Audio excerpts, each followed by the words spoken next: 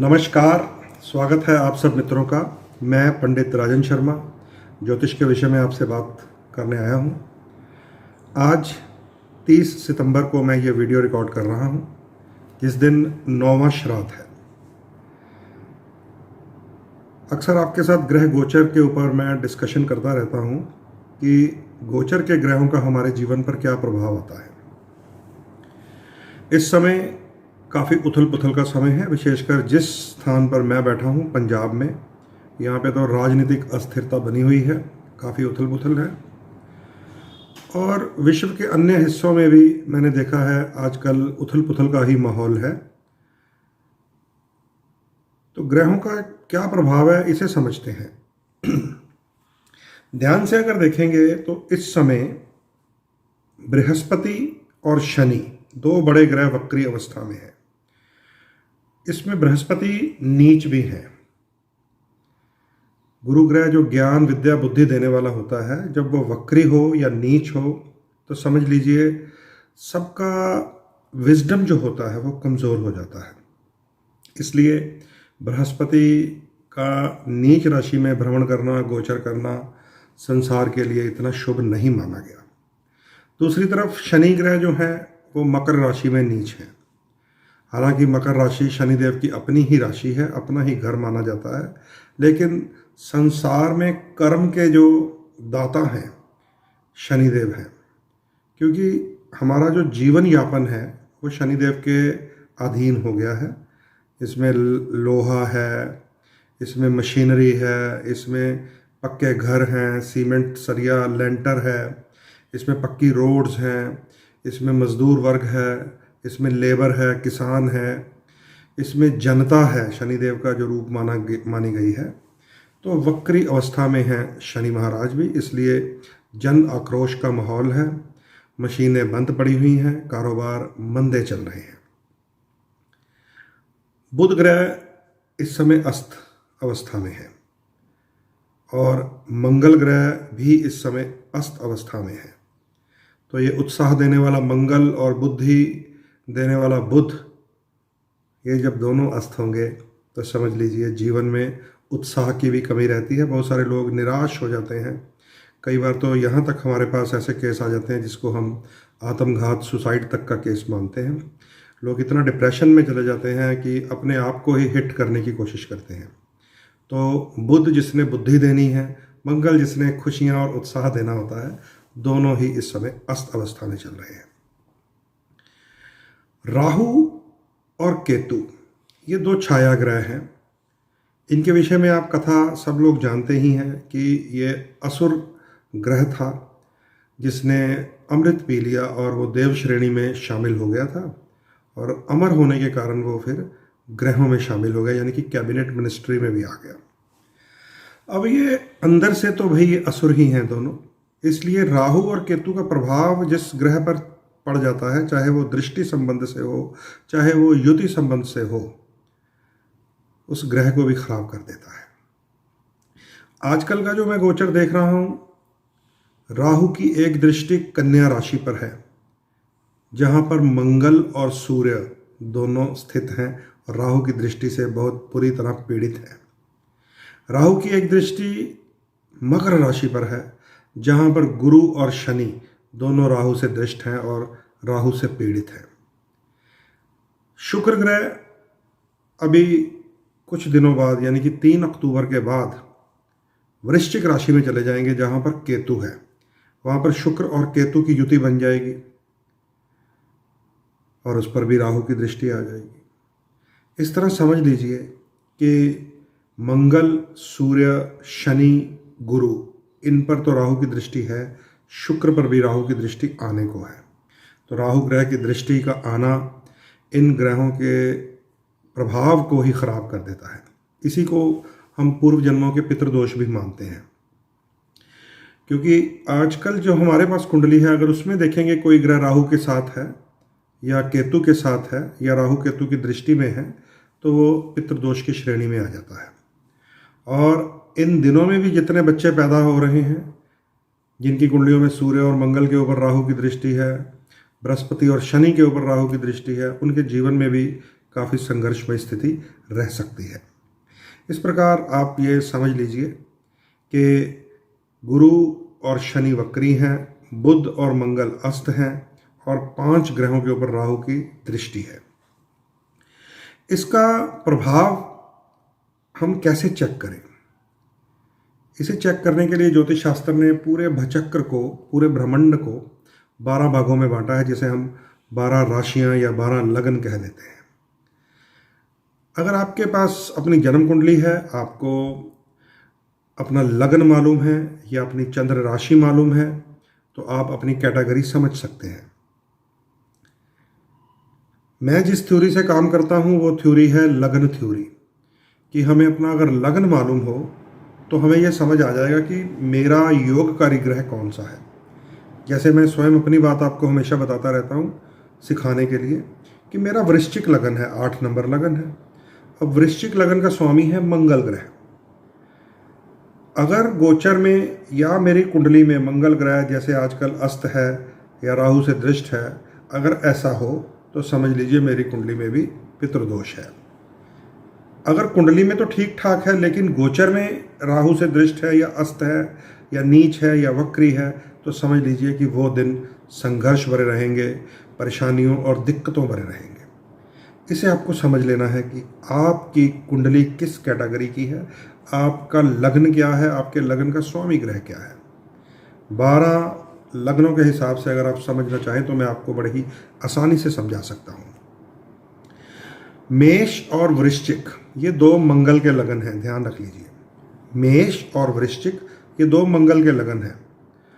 अब मेष वालों और वृश्चिक वालों पर उस समय दुष्प्रभाव आएगा जब मंगल ग्रह कमजोर होगा।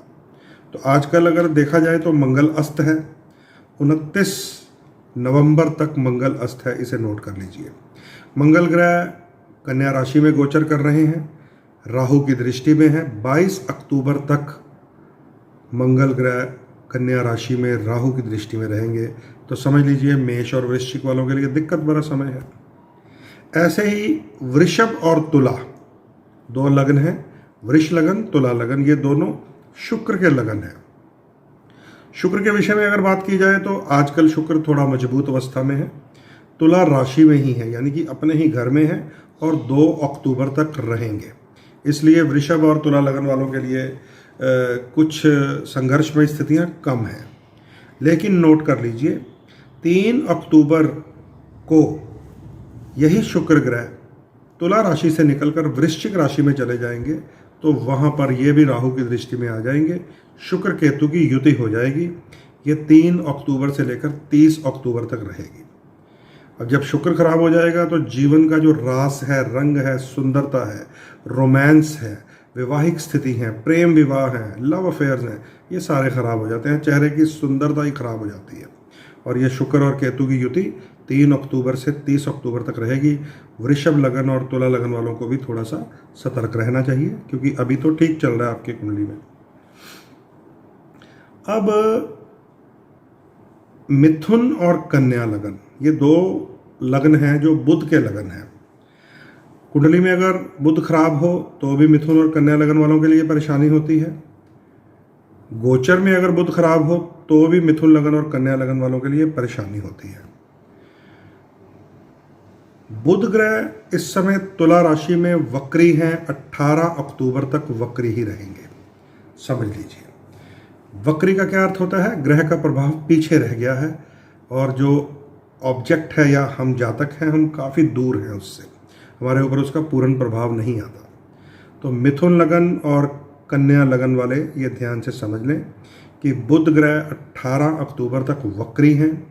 वक्री बुध को मजबूत करने के लिए ग्रीन थेरेपी में रहिएगा, पन्ना रतन धारण करके रहिएगा, क्योंकि वक्री की तो पावर ही हमें लेनी होती है, कोई ज़्यादा उसको हम खराब नहीं मानते। है भी तुला राशि में है तो राहु केतु के प्रभाव से दूर है, इसलिए ग्रीन थेरेपी में रहिए।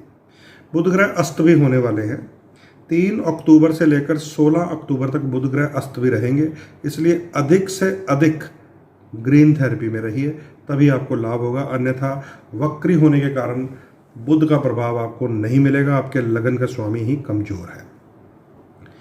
अब कर्क लगन की बात करते हैं, जिनका स्वामी होता है चंद्रमा। चंद्रमा हर 2.25 दिन बाद या 2.5 दिन बाद राशि परिवर्तन कर जाता है, जिसको सबसे फास्ट मूविंग प्लैनेट चंद्रमा को माना गया है। इसलिए जिनका कर्क लगन होता है ना, वो अस्थिर प्रभाव मिलता है उनको, कभी खुशी कभी गम। चंद्रमा शुभ ग्रह के साथ हो, शुभ राशि में हो, तो वो 2.25 दिन बहुत अच्छे निकलते हैं। चंद्रमा अशुभ स्थान में चला जाए, 6, 8, 12वें घर में चला जाए, तो शत्रु परेशान करते हैं, बीमारियां परेशान करती हैं, दिक्कतें परेशान करते हैं। चंद्रमा शनि के साथ हो तो विष योग बना देता है। चंद्रमा राहु या केतु के साथ हो तो चंद्र ग्रहण दोष, जिसको मातृश्राप पितृदोषों में गिना गया है। इसलिए कर्क लगन वालों को विशेष तौर पे अपने चंद्रमा को मजबूत रखना चाहिए।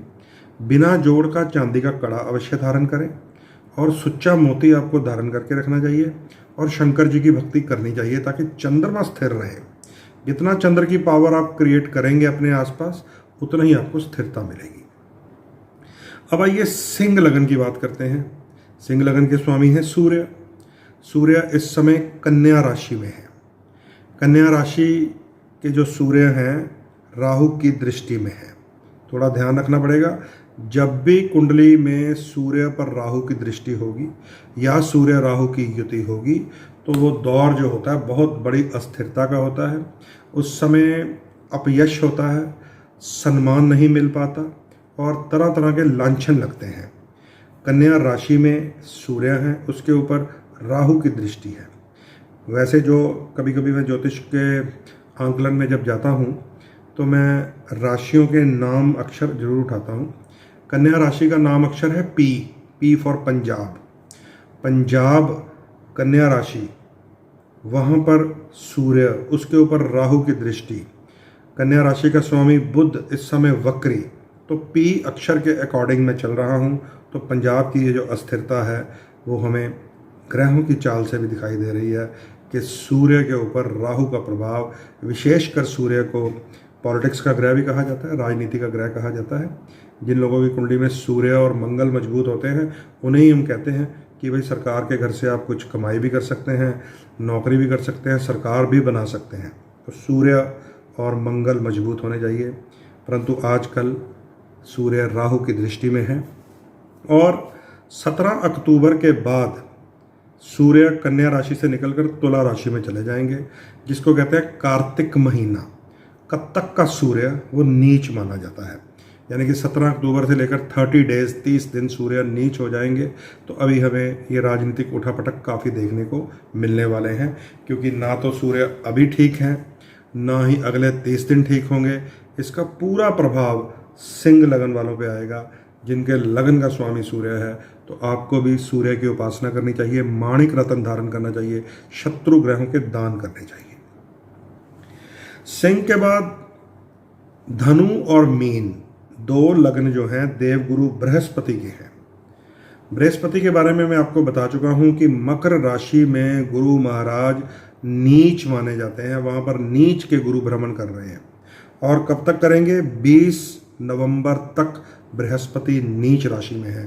थोड़ा सा हमें संभल कर चलना पड़ेगा, शुभ अवस्था में गुरु ग्रह नहीं है।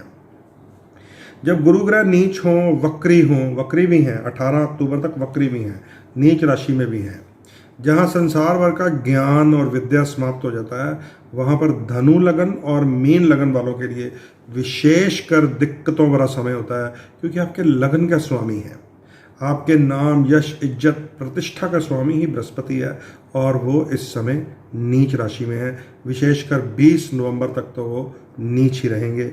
इसलिए धनु लगन और मीन लगन वाले येलो थेरेपी लीजिए, केसर का तिलक लगाइए, पुखराज पहनिए, विष्णु भगवान की भक्ति कीजिए, पीले फूलों को जल दीजिए, पीपल की सेवा कीजिए, ताकि बृहस्पति को बल मिले आपके माध्यम से और आपको आशीर्वाद मिले प्रभु का। तो धनु और मीन वालों के लिए भी दिन जो है अभी संघर्ष भरे रहेंगे। अब आइए, शनि के 2 लगन होते हैं, मकर और कुंभ। इन 2 लगनों के स्वामी शनिदेव होते हैं। हालांकि शनि महाराज अपनी ही राशि में भ्रमण कर रहे हैं। मकर राशि में अपने ही घर में ग्रह को बहुत ही मजबूत माना गया है ज्योतिष शास्त्र के अनुसार, लेकिन जब भी मकर और कुंभ वाले लोग मिलते हैं, बड़े परेशान मिलते हैं, बड़े दुखी मिलते हैं, विशेषकर काम कारोबार से, विशेषकर जिनका प्रॉपर्टीज़ का काम है या जिनकी कंस्ट्रक्शन या मकान का काम है, लोहे के काम है, मशीनों के काम है, लेबर से ही परेशान है। क्यों परेशान है? क्योंकि मकर और कुंभ आपके स्वामी शनि महाराज वक्री अवस्था में है। वक्री अवस्था में जब भी शनि चले जाते हैं, धरती के ऊपर महंगाई बढ़ जाती है, लोहे में, तेल में, शराब में, चमड़े में, गैस में, ऑयल में, क्योंकि खींचता है ऊपर की तरफ। परंतु ये वक्र अवस्था अब केवल 10 अक्टूबर तक रह गई है।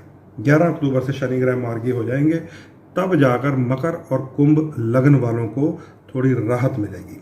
इसलिए आप भी ब्लैक थेरेपी का प्रयोग कीजिए। शनिदेव के मंदिर जाइए, माँ काली के मंदिर जाइए, माँ काली को काला दुपट्टा और नारियल चढ़ा सकते हैं। शनिदेव को सरसों का तेल, उड़द की दाल, 1 रुपए के सिक्के चढ़ा सकते हैं। शनि ग्रह के मंत्रों का पाठ कर सकते हैं। नीलम रतन पहनकर शनि ग्रह की शक्ति को ग्रैब कर सकते हैं और लोहे का कड़ा पहनकर भी शनि के प्रभाव को आप तेज कर सकते हैं। काले कपड़े धारण करने चाहिए जिनका मकर और कुंभ लगन होता है। उसी से आपका नाम, यश, इज्जत, सेहत, पैसा, धन, बरकत बनेगी। तो आपको शनि ग्रह को मजबूत रखना चाहिए। तो मित्रों, इस थ्योरी से आपको मैंने बता दिया है कि मेष से लेकर मीन लगन तक लगन के स्वामी इस समय लगभग सारे ही कमज़ोर अवस्था में। इसी कारण हमारे आसपास बहुत अधिक उथल पुथल है। अब 2 ग्रह और हैं जो हमें परेशान करते रहते हैं, राहु और केतु। क्योंकि अमृत पिए हुए हैं लेकिन राक्षस बुद्धि है। जिस ग्रह की तरफ देख लेते हैं उसको दूषित कर देते हैं, जिसके साथ युति बन जाती है उसको दूषित कर देते हैं। इन्हीं 2 ग्रहों के कारण काल सर्प दोष लगता है। इन्हीं 2 ग्रहों के कारण पितृदोष बनते हैं। राहु ग्रह या केतु ग्रह सूर्य और चंद्रमा के साथ हो तो चंद्र और सूर्य ग्रहण दोष बनता है, जो माता पिता के ऊपर भारी होते हैं। यही राहु और केतु मंगल के ऊपर अपना प्रभाव डाल दें तो अंगारक दोष बनता है। पितृ श्राप में ये भ्रातृ श्राप होता है, भाई माना गया मंगल को। यही राहु और केतु बुध को पीड़ित करते हैं तो बेटी, बहन, बुआ, इनके ऊपर बुरा प्रभाव आता है और व्यापार ठप हो जाते हैं। यही राहु और केतु अगर शुक्र को पीड़ित कर दे तो लक्ष्मी श्रापित हो जाती है। पत्नी, प्रेमिका, प्रणय संबंध, विवाह संबंध, ये सब बेकार होते हैं उन लोगों के जिनका शुक्र राहु या केतु के साथ मिला हो। शनिदेव अगर राहु या केतु के साथ मिले तो उसको प्रेत छाया दोष कहा गया है। विशेषकर लोग अपनी लेबर से परेशान रहते हैं, अपने चाचा से परेशान रहते हैं। 2 भाइयों में बहुत अधिक प्यार होता है, लेकिन जब चाचा भतीजा फैक्ट्री में आते हैं तो फैक्ट्री टूट जाती है या आप उनकी एक दूसरे से अलगाव हो जाता है, पार्टनरशिप ही खराब हो जाती है। तो ये शनिचर राहु या केतु के प्रभाव में आ जाए तो पितृदोष बनता है, जिसको प्रेत छाया कहते हैं। अब ये राहु और केतु वृष राशि और वृश्चिक राशि वालों को परेशान कर रहे हैं। 13 अप्रैल 2022 तक राहु ग्रह वृषभ में रहेंगे और केतु वृश्चिक में रहेंगे। तो मित्रों, थोड़ा ध्यान रखिए, ग्रहों की ये स्थिति जो मैंने सारी नोट करके आपको पढ़ के सुनाई है, इतनी मजबूत नहीं है कि चेहरों के ऊपर रौनक आए, हंसी आए और जेब में खनखनाहट हो सिक्कों की। इतनी मजबूत नहीं है। और आने वाले दिनों में तो त्यौहार भी आने वाले हैं, क्योंकि 6 अक्टूबर को अमावस्या है, 7 अक्टूबर को नवरात्रे शुरू हो जाएंगे और 15 अक्टूबर को दशहरा है। उसके बाद फिर दीपावली। आने वाले हमारे जो महीने हैं त्योहारों भरे महीने हैं। परंतु ये राहु और केतु जो 5 ग्रहों के ऊपर दृष्टि गड़ाए हुए हैं या हमारी कुंडलियों में पितृदोष और काल सर्प दोष बना देते हैं, उनके कारण जीवन अभी अस्त व्यस्त है। तो अपना अपना ध्यान रखें, अपनी अपनी कलर थेरेपी जरूर लें, अपने आप को स्ट्रांग रखें। जितना स्ट्रांग रखेंगे उतना इस गोचर में बच जाएंगे। और जब ये ग्रह ठीक होते हैं फिर राइजिंग पॉइंट मिलता है। और 6 अक्टूबर जो अमावस्या है उस दिन राहु और केतु की शांति पूजा करवाई जाएगी, जिसमें पितृदोष हो, काल सर्प दोष हो। शनि की 7.5 भी चल रही है धनु राशि, मकर राशि और कुंभ पर। शनि का ढैया भी चल रहा है। इन सारी चीज़ों को हम उपाय के माध्यम से ठीक करने का प्रयास करते रहते हैं। तो 6 अक्टूबर को आप अपने लिए उपाय करवा सकते हैं हमसे संपर्क करके। मेरा व्हाट्सएप नंबर आपके पास है ही है, 9872065786 पे आप संपर्क कीजिए। व्हाट्सएप में मैसेज कीजिए, आपको सारी विधि बताएंगे और बताएंगे कैसे प्रोफेशनल रूप से ज्योतिष को प्रयोग किया जाता है। तो 6 अक्टूबर से पहले पहले हम रजिस्ट्रेशंस कर रहे हैं। आप अपनी किसी भी प्रकार की क्वेरी के लिए या उपाय के लिए भी आप संपर्क कर सकते हैं। और कोई और भी आपका प्रश्न हो, क्वेश्चन हो, ज्योतिष के माध्यम से मैं आपको बताने का प्रयास करूंगा कि किस प्रकार हमें अपने ग्रहों को, विशेषकर योगकारी ग्रहों को मजबूत रखना है और शत्रु ग्रहों को दूर रखना है, राहु और केतु से कैसे बचना है। ठीक है, इन्हीं शब्दों से अब आपसे मैं विदा ले रहा हूँ, अपनी वाणी को विराम दे रहा हूँ। आप जो भी आपका कोई मन का प्रश्न हो, क्वेश्चन हो, कमेंट लाइन में भी लिख सकते हैं। अगर पर्सनल प्रोफेशनल आपने कंसल्टेंसी लेनी हो तो मुझे व्हाट्सएप भी कर सकते हैं। आज्ञा दीजिए।